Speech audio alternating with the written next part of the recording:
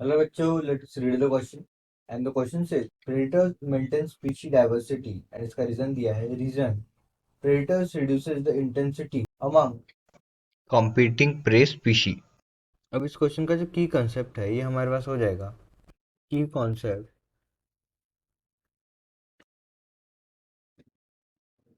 This question would be predators.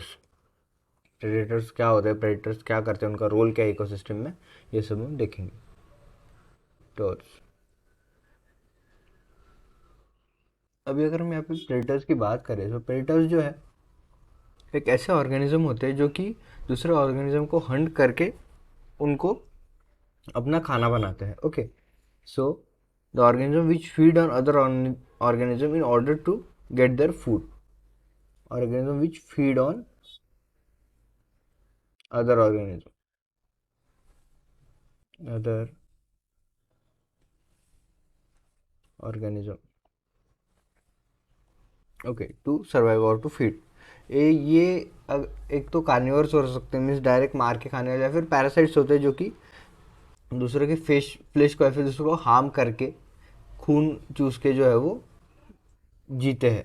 So they can be इधर a parasite और carnivores. Can be parasites, can be parasitic और carnivorous. Organism जो parasitic हो सकते हैं या फिर कार्निवोरस हो सकते हैं.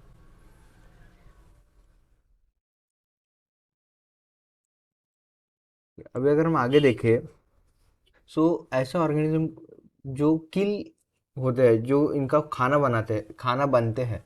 ओके, ऑर्गेनिजम्स जिनको ये हंट करते हैं, जिनको ये जो है वो मार के खाते हैं, इनको हम जो है वो प्रेज कहते हैं.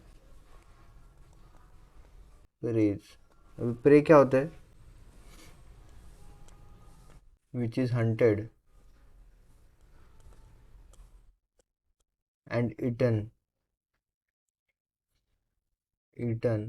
Bye predator. अभी अगर हम देखें तो देखिए, अगर ऐसे कोई दो प्रे है जिनका हैबिटेट, जिनका एटमॉस्फेरिक कंडीशन और जिनका फूड सोर्स जो है वो सेम है. ओके, समझो ए प्रे है एंड बी प्रे है. इनका क्या है, सेम एटमॉस्फेरिक कंडीशन है, सेम हैबिटेट है, सेम फूड रिक्वायरमेंट है. फूड रिक्वायरमेंट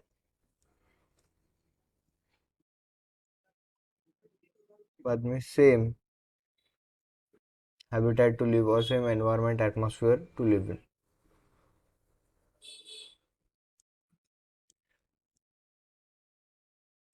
अभी और ये दोनों जो है, ये दोनों प्रे जो है एक बड़े कार्नियोर का जो है शिकार है. ओके, सो इनका जो ए एंड बी का जो शिकार है वो एक सी नाम का कार्नियोर करता है. अभी देखिए, over the period of time क्या होगा, अगर सी जो है ये इसने प्रेडिशन बंद कर दिया है, फिर प्रेडिट या फिर ये इन दोनों को नहीं खा रहा है, तो क्या होगा, ए एंड बी जो है ये एक दूसरे को कॉम्पीट करना स्टार्ट करेंगे, एक दूसरे को जो है वो चैलेंज करना स्टार्ट करेंगे. और over the period of time एक ऐसा मोड आएगा या फिर ऐसा टाइम आएगा जिसमें आइदर ए या फिर आइदर बी, दोनों में से जो ज़्यादा फिट होगा सर्वाइव करने के लिए वही बचेगा. सो डाइवर्सिटी खत्म हो जाएगी उस इकोसिस्टम की, क्योंकि बी ही बचा. अभी बी ही बचने की वजह से क्या होगा, बी की पॉपुलेशन उस इकोसिस्टम में बढ़ जाएगी. ओके, सो प्रेडेटर का रोल क्या होता है? Role of predator is, predator क्या करता है, इन दोनों ऑर्गेनिज्म या फिर उसके जो प्रेज है उनमें कंपटीशन कम करता है. Predator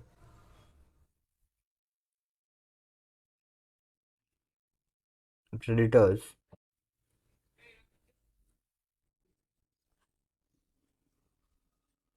decrease the competition, decrease the competition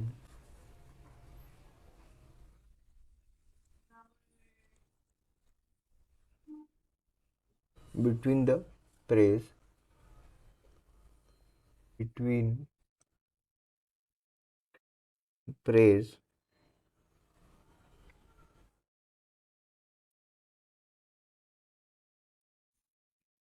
between competitive preys,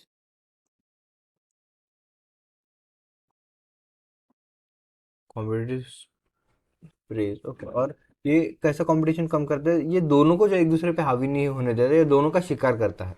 इन दोनों का शिकार करने की वजह से क्या होता है, दोनों की पॉपुलेशन जो है वो अंडर कंट्रोल रहती है। अंडर कंट्रोल रहने की वजह से एक दूसरे को ये कम्पीट नहीं करते, उनको जो एनवायरनमेंट या फिर फूड रिसोर्स है वो इनफ होता है। ओके। और इसकी वजह से ये कंपटीशन कम करने की वजह से जो है वो उस इकोसिस्टम में डाइवर्सिटी रहती है। Maintaining the diversity helps in maintaining the diversity, also helps in maintaining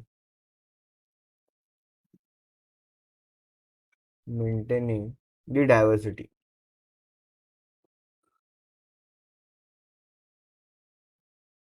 diversity maintain करने में हेल्प करता है। सो अगर हम यहाँ पे असर्शन देख के, प्रेडेटर्स मेंटेन स्पीशी डाइवर्सिटी, ये असर्शन जो है ये हमारे पास सही है, हमने अभी देखा। एंड अगर उसका रीज़न देखें, उन्होंने रीज़न दिया है, predators reduce the intensity of competition among competing prey. So ये भी सही है, कंपटीशन कम करने की वजह से उसके प्रे के बीच में जो कंपटीशन होता है वो कंपटीशन कम करने की वजह से ही जो है वो डाइवर्सिटी आती है उस इकोसिस्टम में। तो इस क्वेश्चन का जो आंसर होगा वो हमारे पास होगा both A and R, means both assertion and reason are true and reason is correct explanation for assertion. So final answer of this question would be option A. I hope you understood it well. Best of luck. Thank you.